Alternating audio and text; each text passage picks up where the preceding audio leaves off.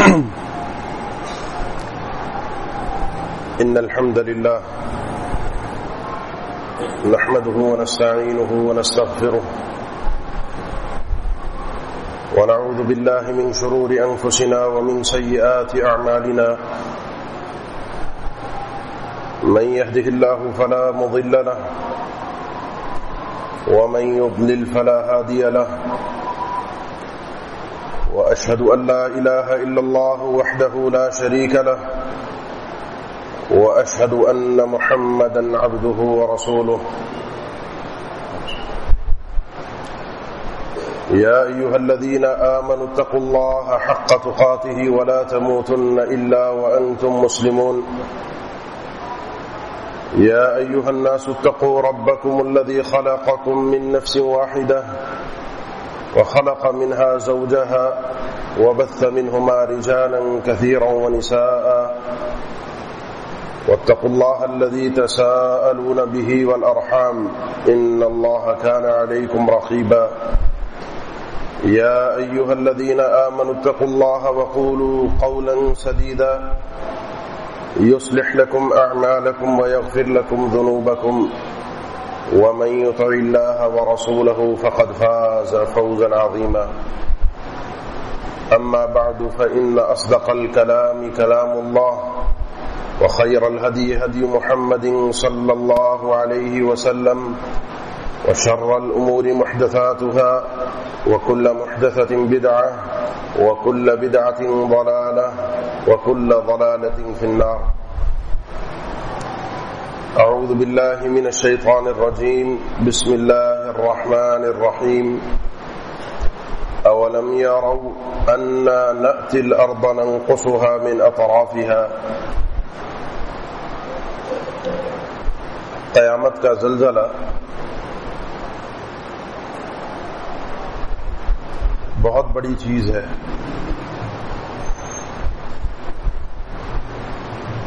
جس دن ایک دودھ پلانے والی ماں اپنے دودھ پلاتے ہوئے بچے کو چھوڑ دے گی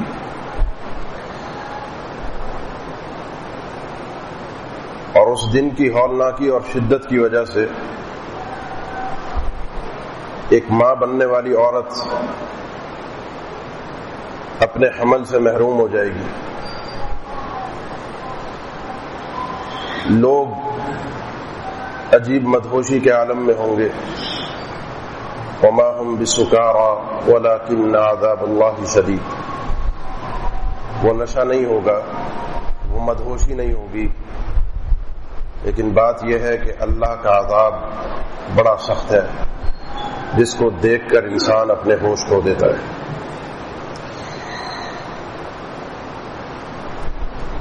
قیامت سے پہلے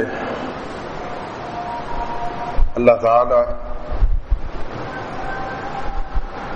اس ہولناک دن اور ایسے دن جس دن انسان کے پاس اختیارات نہیں ہوں گے, اس دن کے آنے سے پہلے خبردار کرنے کے لیے کچھ علامات اور کچھ اشارے رکھے ہیں جن سے سنبھلنے والا سنبھل سکتا ہے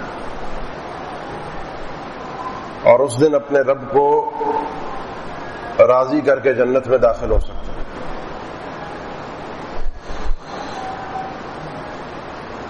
علامات بہت تفصیلی ہیں, آپ اس منبر سے دروس میں خطبات میں ان کے متعلق کثرت سے سنتے رہتے ہیں.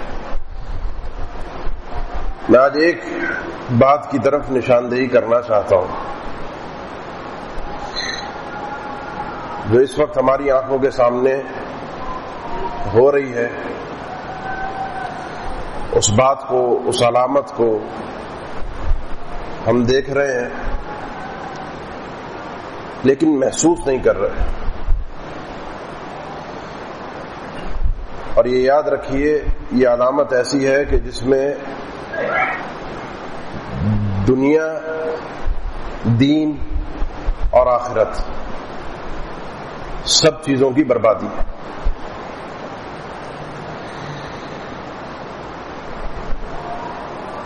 اللہ کے نبی صلی اللہ علیہ وسلم نے کئی احادیث میں، ایک نہیں کئی احادیث، کئی فرامین منقول ہیں آپ سے. آپ نے فرمایا قرب قیامت تکثر الفتن، فتنوں کی کثرت ہوگی، بھرمار ہوگی. اور کچھ روایتوں کے الفاظ ہیں کہ یقبض العلم، یرفع العلم، علم کو اٹھا لیا جائے گا، علم کو قبض کر لیا جائے گا. اور کچھ روایتوں کے الفاظ ہیں فشو القلم، کہ قلم پھیل جائے گا. اس کے ساتھ ہی آپ نے ذکر کیا فشو التجارہ، تجارت بھی بڑی عام ہوگی. حتی تعین المرأة زوجها علی التجارہ، یہاں تک کہ اتنی تجارت پھیل جائے گی کہ بیوی گھر کے کام کاج چھوڑ کے اپنے شوہر کے ساتھ اس کا تجارت میں، کاروبار میں ہاتھ بٹائے گی. ہر چیز اپنی جگہ پر آتی ہوئی محسوس ہو رہی ہے. یہ جو علم کا اٹھنا ہے، علم کا جانا ہے، یہ قیامت کی نشانیوں میں سے ایک بڑی نشانی ہے. اللہ کے نبی صلی اللہ علیہ وسلم نے اپنے آپ کو قیامت کی نشانی قرار دیا. یہ بات ذہن میں رکھیں کہ ہر قیامت کی نشانی بری نہیں ہوتی، ہر قیامت کی نشانی عذاب نہیں ہوتا. لیکن یہ بات بھی نہیں ہے کہ ہر قیامت کی نشانی اللہ کی طرف سے کوئی نعمت یا رحمت ہے. بعثت انا والساعة كهاتین، میں اور قیامت ساتھ ساتھ ہے، یعنی میرے بعد قیامت ہے، کوئی نبی اور رسول نہیں ہے. علم کا اٹھ جانا، علم کا اس دنیا سے چلے جانا، اس میں اس دین کی رخصتی ہے. یہ دین اس دنیا سے چلا جائے گا، دین اس دنیا سے رخصت ہوگا. دین رخصت ہوگا تو فتنے پھیلیں گے، اور فتنے پھیلیں گے تو اللہ کی طرف سے رحمت کے دروازے بند ہوں گے، پھر اللہ کے عذاب ایک کے بعد ایک آئیں گے.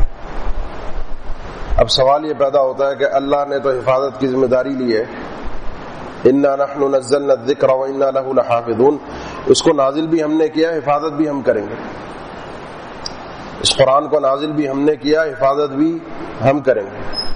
اس کی حفاظت کتابی شکل میں نہیں ہے، حقیقی حفاظت ہے اس کتاب کے تھامنے والوں کے ساتھ، جو اس کتاب کو تھام کر رکھتے ہیں، اس کتاب کو پڑھتے ہیں، اس کتاب کو پڑھاتے ہیں، اس کتاب کو سیکھتے ہیں، اس کتاب کو سکھاتے ہیں. نتیجہ کیا ہے؟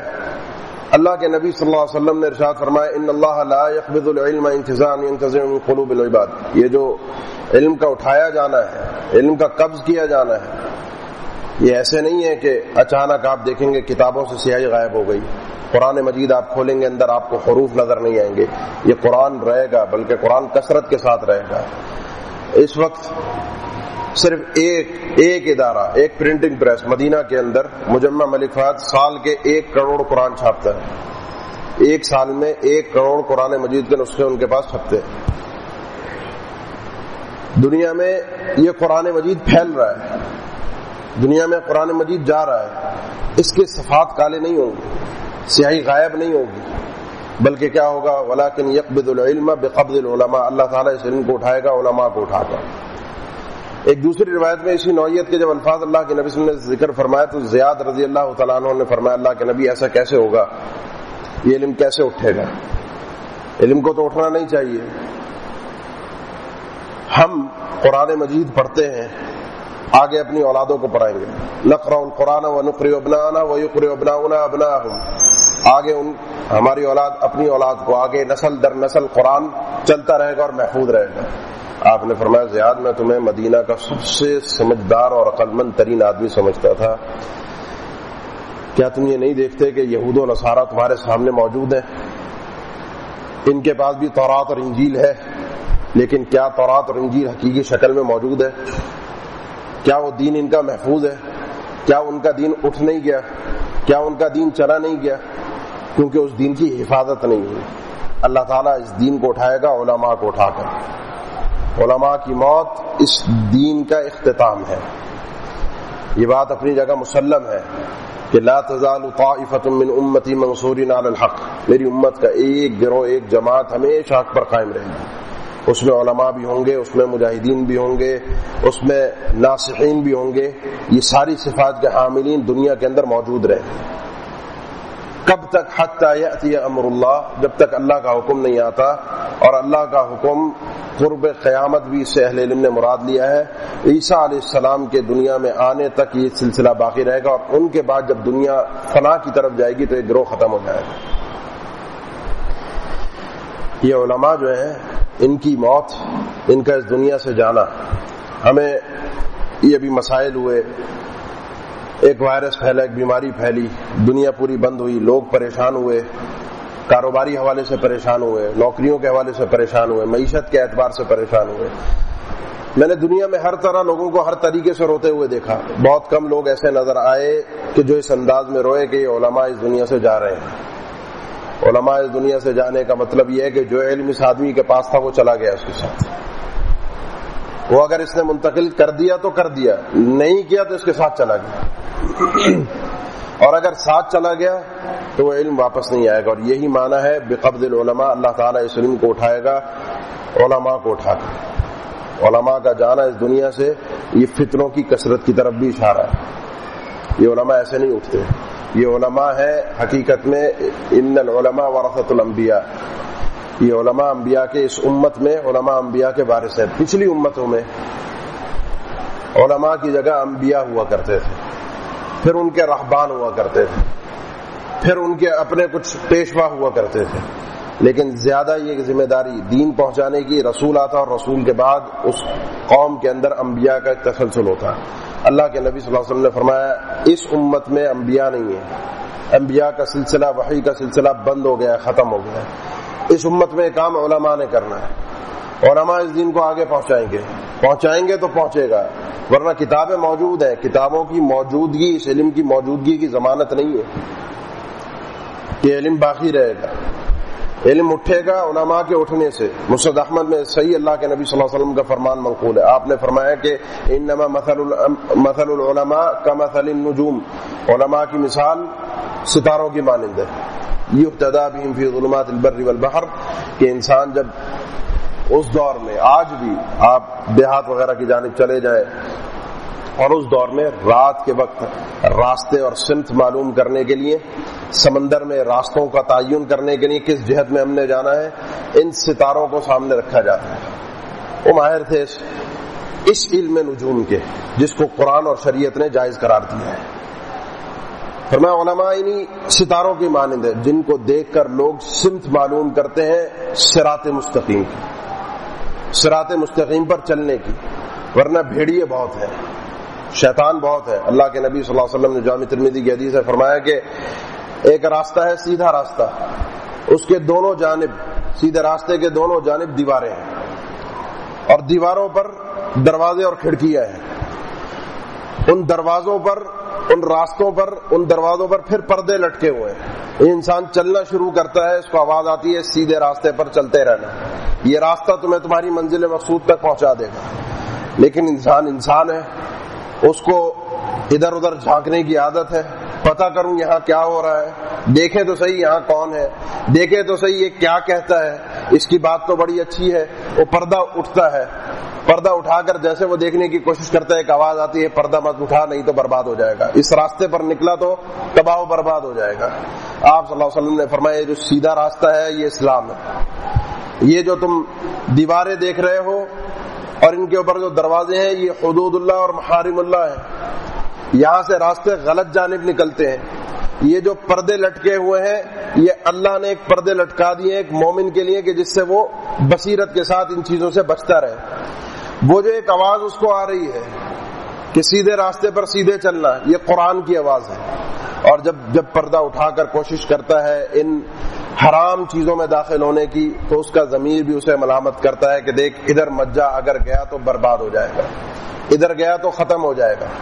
یہ سیدھے راستے پر چلتے ہوئے علماء سے رہنمائی لی جاتی ہے، تقلید نہیں ہوتی، اتباع ہوتی ہے اللہ کے نبی صلی اللہ علیہ وسلم کی، لیکن وہ علم، وہ بصیرت وہ علماء بیان کرتے ہیں۔ علماء کے فقد پر، علماء کے جانے پر، علماء کے اس دنیا سے اٹھنے پر ہمیں وہ افسوس نہیں ہو، ہم اپنی دنیا میں مگن رہے، لیکن اللہ تعالیٰ نے اس دنیا کا اختتام، اس دنیا کی انتہا کو بھی اسی چیز کے ساتھ ذکر کیا۔ قرآن مجید کی جو آیت میں نے شروع میں تلاوت کی، اولم یروا انا نأتی الارض ننقصها من اطرافها، کیا لوگ یہ نہیں دیکھتے کہ زمین کو ہم اس کے اطراف سے کم کر رہے ہیں؟ اس کی بہت ساری تفسیریں اہل علم نے ذکر کی، مفسرین نے ذکر کی ہیں، اسلام کا آ جانا، کفر کا سمٹ جانا، لیکن حبر الامہ عبداللہ ابن عباس مفسر قرآن رضی اللہ تعالیٰ عنہ وہ فرماتے ہیں اس سے مراد علماء کا اس دنیا سے اٹھ جانا ہے، دنیا کا سکڑ جانا، دنیا کا سمٹ جانا، دنیا کا کم ہو جانا۔ جو قرآن مجید کی آیت ہے اس کا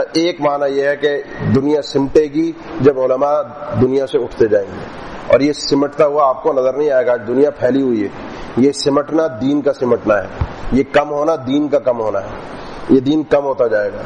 آج جو دین آپ بزرگوں کے پاس ہے وہ آپ کی آگے آنے والی نسلوں کے پاس اس نوعیت کا دین، اس نوعیت کی غیرت نہیں ہوگی دین کے لیے۔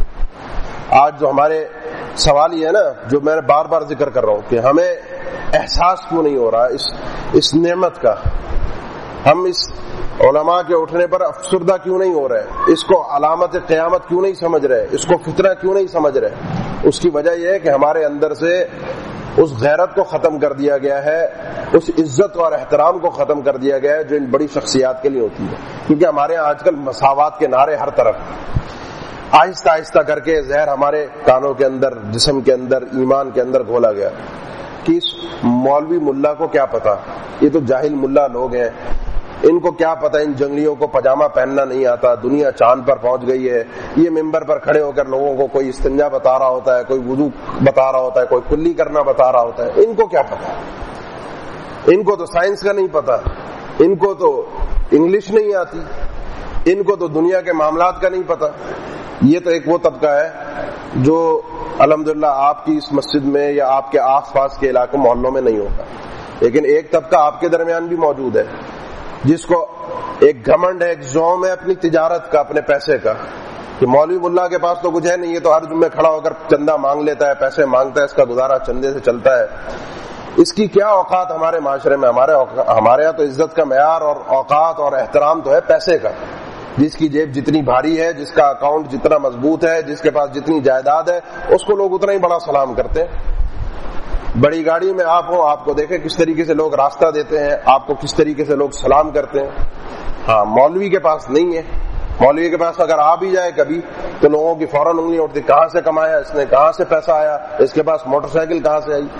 یہ آہستہ آہستہ کر کے یہ پہلے تو یہ زہر ہمارے اندر ڈالا گیا، اب ایک اور دوسرا زہر آ گیا کہ دین کوئی مولویوں کی جاگیر تھوڑی ہے، اور صحیح بات ہے کوئی جاگیر نہیں ہے، جس کو پڑھنا ہے، جس کو سیکھنا ہے، دروازے کھلے ہیں، ہم سیکھتے ہیں ہر سال کی ابتدا میں جب مدارس کھلتے ہیں کہ اپنے بچوں کو آپ لوگ داخل کروائیے، اپنے بچوں کو دین سکھائیے، اپنے بچوں کو دین پڑھوائیے، لیکن ہمارے کانوں میں ایک آواز ڈال دی ہے کہ اگر دین سکھا دیا تو کھائے گا کہاں سے، دین سکھا دیا اس کو مدرسے بھیج دیا تو اس کی نسلیں کہاں سے پلیں گی، یہ تو بھوکا مر جائے گا، اس لیے مدرسوں میں نہیں بھیجنا۔ لیکن یہ بھی ساتھ میں ذہن میں رکھنا ہے کہ دین کوئی مولویوں کی جاگیر نہیں ہے، جب دین مولویوں کی جاگیر نہیں ہے، اپنے بچوں کو ہم نے بھیجنا نہیں ہے، تو دین کہاں سے سیکھیں گے، یہ دین آئے گا کہاں سے؟ پھر آتا ہے اتخذ الناس رؤوسا جہالا، جب یہ علماء اٹھیں گے کوئی تو رہنمائی چاہیے، کہیں سے تو بات چاہیے، پھر کچھ لوگ کتابیں کھولتے ہیں، چند الفاظ پڑھ لیتے ہیں، اس فرقے کے مولوی کی تقریر سنی، اس کے خلاف اس فرقے کے مولوی کی تقریر سنی، اس کے خلاف بیٹھ گیا، اپنا درس تیار کیا اور بتا دیا کہ دیکھو ان کے خلاف یہ رد ہے، ان کے خلاف یہ رد ہے، اور میں بالکل سچا اور صحیح آدمی ہوں۔ پھر ایسے لوگوں کو لوگ سنتے ہیں، پھر جاہلوں کو اپنا رؤوس بناتے ہیں۔ رؤوس راس کی جمع ہے، رئیس کی جمع ہے، رؤوس رئیس کی جمع ہے، رئیس کہتے ہیں بڑے کو، سردار کو۔ پھر یہ جاہلوں کو اپنا سردار بناتے ہیں۔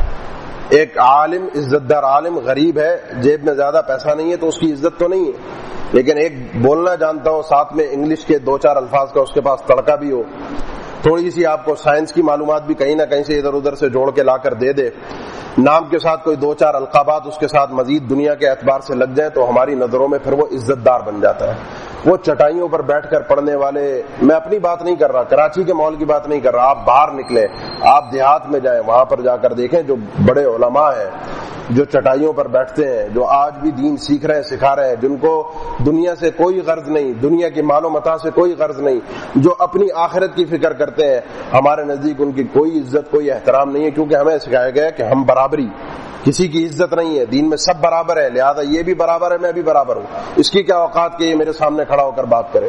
یہ کون ہوتا ہے ہمیں کہنے والا؟ کئی مساجد کے آپ کی مسجدوں کے یہ حال ہے کہ جس مسجد میں کئی مولوی تنخواہ لیتا ہے، کوئی جمعہ پڑھاتا ہے، تو وہاں پر وہ کوئی ایسی بات نہیں کر سکتا کہ جو لوگوں کے یا انتظامیہ کے مزاج کے خلاف ہو۔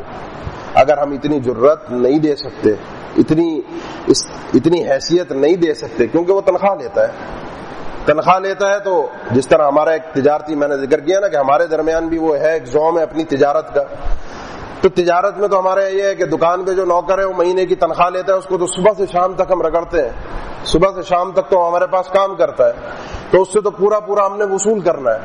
وہی سوچ ہماری ہوتی ہے ایک مسجد کے امام، خادم، مؤذن اور خطیب کے بارے میں۔ تنخواہ لیتا ہے، کرتا کیا ہے؟ سارا دن تو بیٹھا رہتا ہے، لہذا انتظامیہ کا کوئی آئے گا، اس کو لا کے اس نے پانی بھی پلانا ہے، اس کے لیے جگہ بھی صاف کرنی ہے، جگہ گھیر کر بھی رکھنی ہے مسجد کے اندر پہلے خطیب کو اجازت نہیں ہے کوئی ایسی ویسی بات کر سکے۔ عزت ختم ہو گئی ہے، عزت ختم ہو گئی، اب حق بولا نہیں جا رہا، کہیں کوئی عالم مضبوط ہے، کہیں نہیں ہے، کہیں اس کی مجبوریاں ہیں، ہر قسم کے لوگ ہر قسم کی فیلڈ میں ہوتے ہیں، لیکن جو اللہ والے لوگ ہیں، جو اللہ والے علماء ہیں، ان کی جب عزت دلوں سے ختم ہو گئی، دنیا سے جا رہے ہیں، جاتے رہے۔ ہمارے پاس ہیں دوسرے جن کو ہم سنتے ہیں، ہمارے پاس ہیں جو ہمیں دین بتاتے ہیں۔ اتخذ الناس رؤوسا جہالا، پھر لوگ جاہلوں کو اپنا بڑا بناتے ہیں، پھر ان سے دین پوچھتے ہیں، پھر ان سے سوالات ہوتے ہیں، نتیجہ کیا نکلتا ہے؟ نتیجہ نکلتا ہے فضلوا واضلوا، خود بھی گمراہ ہوتے ہیں وہ اور امت کو بھی گمراہ کرتے ہیں، اور لوگ واہ واہ کرتے ہیں کہ ہاں جی بہت ہی بہترین بات کی۔ یہ غیرت جو آپ کے پاس ہے آج، یہ آپ کی نسلوں کے پاس نہیں ہوگی، اور جب نہیں ہوگی تو یہ سلسلہ آہستہ آہستہ ختم ہوگا۔ یہ علم باقی کس طریقے سے رہتا ہے، یہ دین باقی کس طریقے سے رہتا ہے؟ ایک عالم جب اپنا علم آگے منتقل کر دے، نسلوں کو آگے اپنے شاگرد تیار کر دے، شاگرد اس کے ہیں، وہ علم دے گیا، دنیا سے چلا گیا، آگے اس کے پاس 10 موجود ہے، وہ 10 ہے، لیکن جب یہ 10 کی کڑی ٹوٹے گی، ایک کے جانے کے بعد 10 نہیں ہوں گے، ایک کے جانے کے بعد ایک ہوگا، اس ایک دوسرے کے جانے کے بعد کوئی بھی نہیں ہوگا، تو یہ علم دنیا سے اٹھ جائے گا۔ اللہ کے نبی صلی اللہ علیہ وسلم نے یہاں پر، میں صرف آپ کو یہ نشاندہی کروں اس علم کی اور علم والوں کی، جو حقیقی اللہ والے لوگ ہیں، ان کی عزت اور احترام دین کی خاطر کیجیے۔ پرانے لوگ جو گزرے ہیں، جنہوں نے دین کی غیرت کو سمجھا ہے، وہ اللہ کی قربت تلاش کرتے تھے، اللہ والوں کی محبت میں، اللہ والوں کی خدمت میں، ان کی عزت اور احترام میں۔ چھوٹا سا ایک جانور ہے جس کو مرغا کہتے ہیں، وہ صبح صبح چیختا ہے، جس کو ہم آذان کہتے ہیں، مرغے کی آذان، اس کی چیخ آذان نہیں ہے۔ آپ صلی اللہ علیہ وسلم نے فرمایا لوگوں کی نیند خراب ہوتی ہے، صبح صبح جب وہ 3 بجے، 2 بجے، کبھی 2:30 بجے، 4 بج 4:30 ہمارے اذان ہو رہی ہے آج کل 4:19-20 پر، وہ 3 بجے 3:30 بجے چیخنا شروع کر دیتا ہے۔ جب وہ چیختا ہے تو لوگوں کی نیند خراب ہوتی ہے، اس دور میں بھی ہوتی تھی، اور جب نیند خراب ہوتی ہے تو انسان اٹھ کر نیند کی حالت میں جو نیند خراب کرتا ہے اس کو کیا کچھ کہتا ہے وہ آپ لوگ اچھی طریقے سے جانتے ہیں۔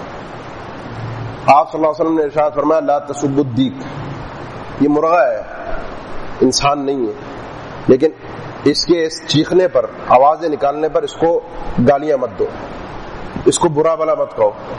کیوں؟ سوال پیدا ہوتا ہے کیوں؟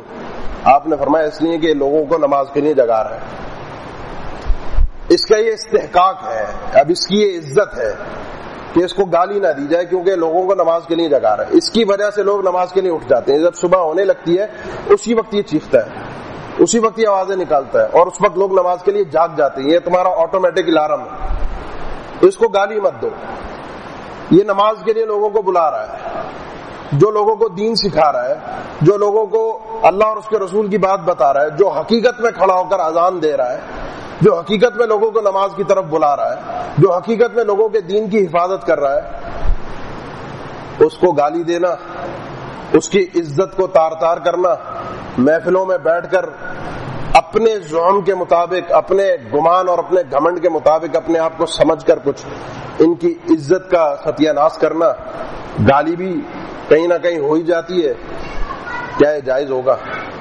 ایک جانور، معمولی جانور ہے، اس کو نبی صلی اللہ علیہ وسلم نے اس کی عزت اور احترام بیان کی ہے کہ لوگوں کو نماز کی طرف بلاتا ہے۔ ایک انسان کیسے اس عزت کا مستحق نہیں ہوگا؟ جب یہ احترام اٹھتا ہے، یہ عزت اٹھتی ہے، اب دنیا سے جا رہے ہیں، مر رہے ہیں، مرتے رہے، کوئی مسئلہ نہیں ہے، دین ہے ہمارے پاس، کوئی مسئلے کی بات نہیں۔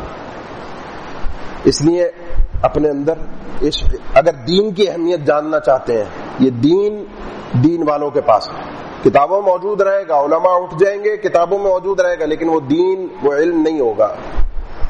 وہ موجود ہوگا لیکن نہیں ہوگا، لوگوں کو سیکھنے کے لیے نہیں آئے گا، کیونکہ اللہ نے علم کو اٹھانا ہے، اس کتابوں کو جلا کر، اس کتابوں سے سیاہی کو مٹا کر نہیں، اللہ نے علم کو اٹھانا ہے علماء کو اٹھا کر، یہ کتابیں موجود رہیں گی۔ اس کو اگر اس کی قدر و منزلت کو سمجھنا ہے تو اس کا حل یہ ہے کہ علماء کا احترام جو حقیقت میں اللہ والے ہیں سیکھ لیجیے، اور علماء میں سر فہرست صحابہ اکرام جن کی عزت اور احترام، معصوم کوئی نہیں ہے امت میں سوائے انبیاء اور اللہ کے نبی صلی اللہ علیہ وسلم رسولوں کے، معصوم عصمت کا دعویٰ کسی کا نہیں ہے، غلطیوں سے نہ علماء پاک ہیں، نہ گناہوں سے کوئی پاک نہیں ہے، لیکن مقصود آپ دیکھیے ہمیں کس طرح سے کس راستے پر لگا دیا گیا ہے۔ آج جو بھی فتنہ آتا ہے، چاہے دین کے نام پر ہے چاہے دنیا کے نام پر ہے، اس کی ٹانگ ایک ہی چیز پر آ کر ٹوٹتی ہے، مولوی، ملا، مدرسہ، جاہل ملا، گنوار لوگ، جاہل لوگ، اور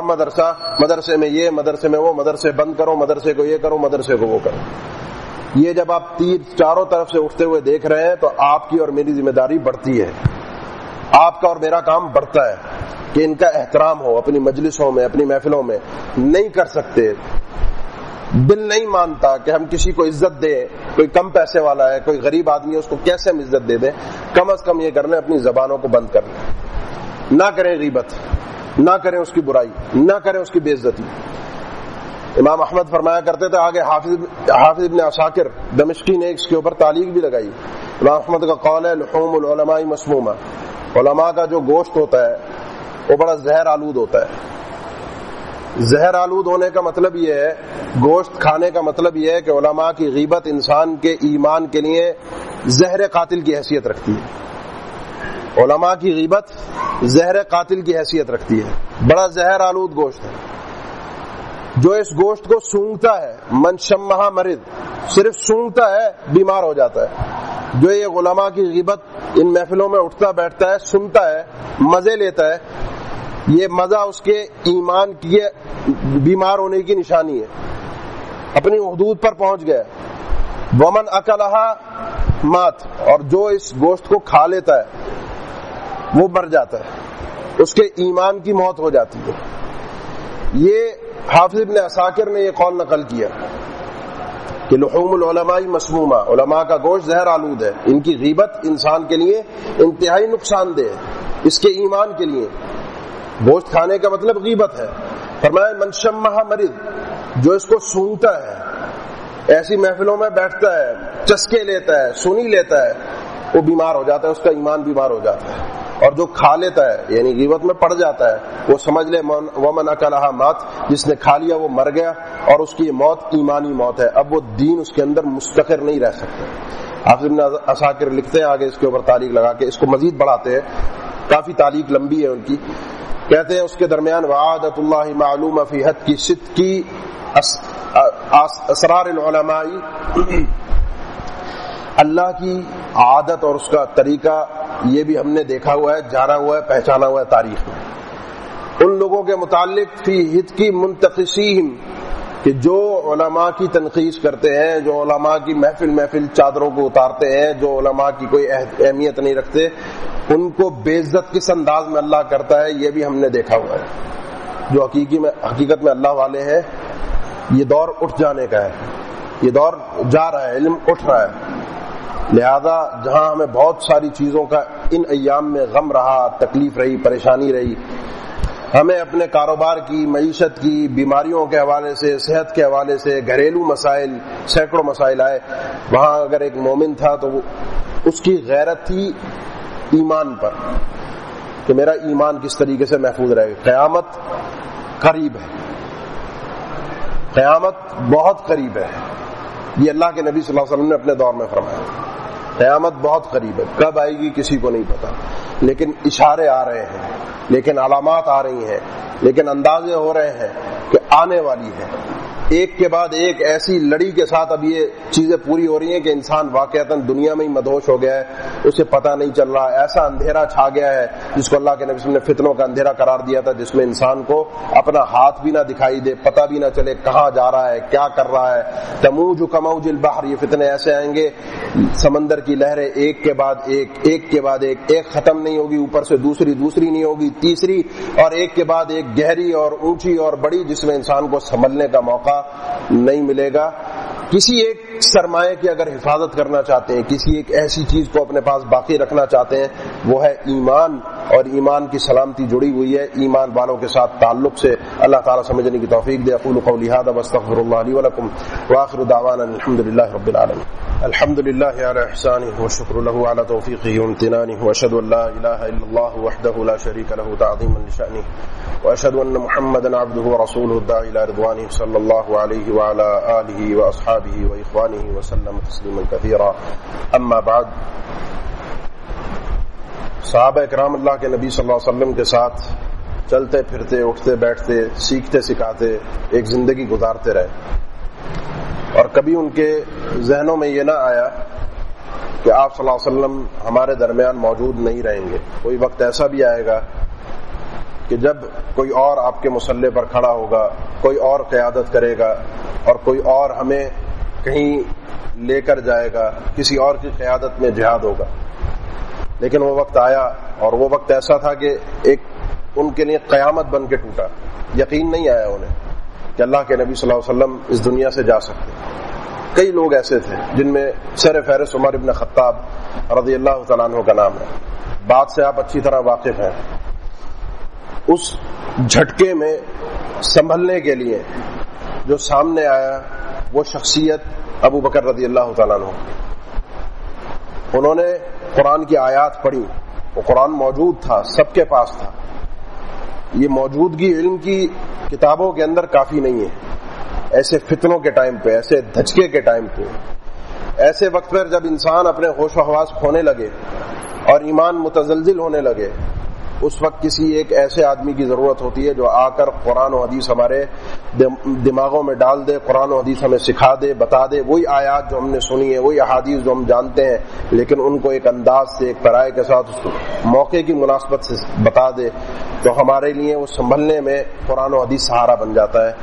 ایسے لوگ، ابو بکر رضی اللہ تعالیٰ عنہ جیسے لوگ، ایسے علماء جو ایک کے جانے کے بعد کھڑے ہوتے ہیں اس کی جگہ پر اور لوگوں کو سکھاتے اور سمجھاتے ہیں، پھر امت نے ان کی قدر بھی کی، امت نے ان کا احترام بھی کیا، اور یہی احترام جو ہے وہ جاری رہے گا تو امت میں خیر رہے گی۔ یہ علم اٹھ جائے گا تو قیامت کا وقت انتہائی اور مزید قریب آ جائے گا۔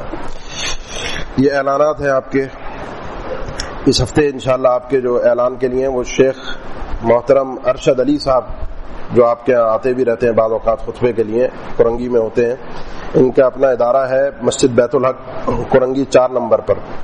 وہاں پر تقریباً 350 طلبہ اور طالبات ہیں۔ تعمیرات کا بھی معاملہ ہے، اور جو آج کل حالات رہے پچھلے 3-4 ماہ سے، تو اس حوالے سے جو ان کا چلانے کے معاملات ہیں فنڈ کے، وہ بھی اس میں بھی کافی کمی ہے اور کافی پریشانی ہے۔ کراچی کا معروف ادارہ ہے، معروف علماء میں سے شیخ ارشد علی صاحب، تمام ساتھی ان کے ساتھ بھرپور تعاون فرمائے، آپ کا دیا ہوا اللہ کی راہ میں قبول ہوگا انشاءاللہ۔ اور ایک اعلان اور ہے کہ انشاءاللہ آئندہ جمعے سے آپ کے مسجد کے جو مستقل خطیب ہیں استاد محترم عبداللہ ناصر رحمانی صاحب، وہ جمعہ پڑھائیں گے انشاءاللہ۔ اور درانی صاحب کے لیے مغفرت کی دعا یہ ہے، اللہم اغفر لہ وارحمہ، اللہ تعالیٰ تمام جو ہمارے اہل ایمان اس دنیا سے جا چکے ہیں، اللہ تعالیٰ ان کی مغفرت فرمائے، ان کے درجات کو بلند فرمائے، ان کی قبروں کو منور فرمائے، جو پریشان حال ہے اللہ ان کی پریشانیوں کو دور فرمائے، اللہ تعالیٰ تمام بیماروں کو صحت، عافیت اور شفا عطا فرمائے، اللہ تعالیٰ اس ملک پر، عالم اسلام پر اپنا رحم فرمائے، خاص کرم فرمائے، اللہ ہمیں ایمان کی دولت سے سرفراز کرے، ایمان کی سلامتی عطا فرمائے، اللہ تعالیٰ قرآن و حدیث کے مطابق زندگی گزارنے کی توفیق دے اور ہمارا خاتمہ ایمان پر فرمائے۔ ان الحمد للہ نحمده ونستعینه ونستغفره ونعوذ باللہ من شرور انفسنا ومن سیئات اعمالنا من يهده الله فلا مضل له ومن يضلل فلا هادي له وأشهد أن لا إله إلا الله وحده لا شريك له وأشهد أن محمدا عبده ورسوله. اللهم صل على محمد وعلى آل محمد كما صليت على إبراهيم وعلى آل إبراهيم إنك حميد مجيد. اللهم بارك على محمد وعلى آل محمد كما باركت على إبراهيم وعلى آل إبراهيم إنك حميد مجيد.